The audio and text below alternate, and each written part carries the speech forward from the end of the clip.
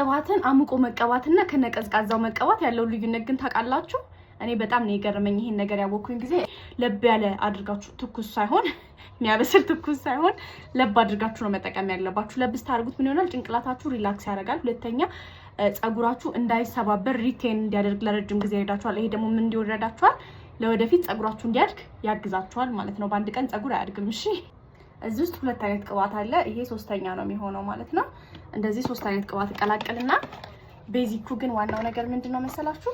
ይኸውላችሁ ሞቅ ያለ ነው። የሞቀ ውሃ ላይ አስቀምጫለሁ። እንደዚህ ተቀላቅሉና ሞቅ ውሃ ውስጥ አስቀምጡት። ከዛ ይሄ ስፌቱን ጭንቅላታችሁን በደንብ ጨቅ አድርጋችሁ ቀቡት።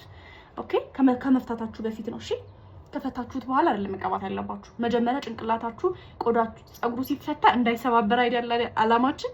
ስለዚህ እንደዚህ በደንብ አድርገን እንቀባዋለን። የተጠቀምኳቸው ቅባቶች ይሄ ኦሊቭ ኦይል፣ ካስተር ኦይል እና ኮኮናት ፓራሹት ነው።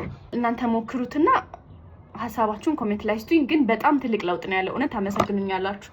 እኔ ዛሬ ጸጉሬን እየፈታሁኝ ነው። ነገ ደግሞ ሌላ ሄር ስታይል እለቅላችኋለሁ። ባይ ባይ ጋይስ።